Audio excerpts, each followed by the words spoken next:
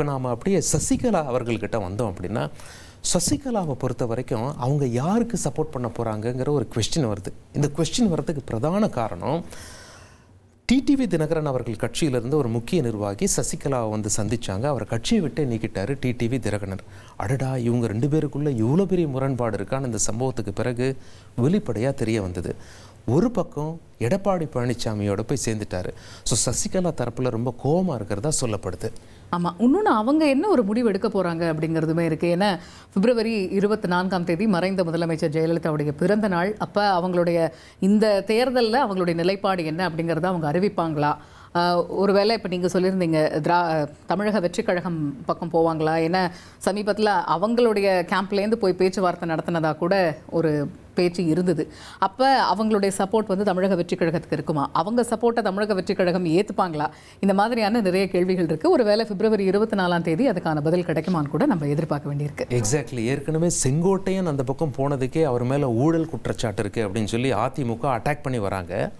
இன்னொரு பக்கம் சசிகலா அவர்கள் ஒருவேளை தாவேகாக்கு சப்போர்ட் பண்ணால், பார்த்தீங்களா அவங்க சிறைக்கு போயிட்டு வந்திருக்காங்க, அவங்களும் சப்போர்ட் பண்ணுறாங்க, அப்போ விஜய் எப்படி அரசியல் பண்ண போகிறாரு அப்படின்னு சொல்லி பல கொஸ்டின்ஸ் எல்லாம் முன்வைக்க வேண்டி வரும் அப்படிங்கிற மாதிரியும் சொல்கிறாங்க. நம்ம செய்தியாளர் தாயுமானவன் இந்த விவகாரத்தை ரொம்ப க்ளோஸாக ஃபாலோ பண்ணுறாரு. அவர் என்ன சொல்கிறாருன்னு கேட்கலாமா? 2026 சட்டமன்ற தேர்தலுக்கு இன்னும் குறைவான மாதங்களே இருக்கின்றன. அனைத்து வகையான அரசியல் கட்சிகளும் தேர்தல் கணக்குகளை துவங்கியிருக்கிறாங்க. குறிப்பாக கூட்டணி குறித்தான பேச்சுவார்த்தையை தீவிரப்படுத்தி கூட்டணியை இறுதி செய்யக்கூடிய பணிகளில் ஈடுபட்டிருக்கிறாங்க. அதிமுகவை பொறுத்தமட்டில் எதிர்க்கட்சித் தலைவர் எடப்பாடி பழனிசாமி தெளிவாக சொல்லிவிட்டார், சசிகலாவை எந்த ஒரு சூழலிலுமே வந்து கட்சியிலேயோ அல்லது கூட்டணியிலேயோ இணைக்கப் போவதில்லை என்ற ஒரு கருத்துக்களை வந்து குறிப்பிட்டு விட்டார். தொடர்ந்து பிரிந்து சென்றவர்களில் ஒருவராக இருக்கக்கூடிய சசிகலா பொறுத்தமட்டில் தனிக்கட்சி துவங்க இருப்பதாக தகவல்கள் வெளியாகி இருக்கிறது. வருகின்ற 2026 சட்டமன்ற தேர்தலில் தென் மாவட்டங்களில் குறிப்பா 30 தொகுதிகள் வரைக்கும் சசிகலாவுடைய ஆதரவாளர்கள் போட்டியிட இருப்பதாக தகவல்கள் என்பது வெளியிடப்பட்டிருக்கிறது. குறிப்பாக தென் மாவட்டங்களில் சசிகலாவுடைய ஆதரவாளர்கள் போட்டியிடக்கூடிய பட்சத்தில் அதிமுக மற்றும் அமமுகவுக்கு செல்லக்கூடிய வாக்குகள் தன் பக்கம், அதாவது சசிகலாவுடைய ஆதரவாளர்களுக்கு கிடைக்கும் என்ற நம்பிக்கையில சசிகலா இருந்து வருகிறார். இது தொடர்பாகத்தான் தன்னுடைய ஆதரவாளர்களை அவ்வப்போது அழைத்து போயஸ் தோட்டத்தில் இருக்கக்கூடிய தனது இல்லத்தில் அவ்வப்போது ஆலோசனையில் ஈடுபட்டு வருகிறார். அந்த வகையில் இன்றைய தினமும் கூட சசிகலா போயஸ் தோட்ட இல்லத்தில் ஆதரவாளர்களோடு ஆலோசனையில் ஈடுபட்டு வருவதாக தகவல்கள் என்பது வெளியிடப்பட்டிருக்கிறது.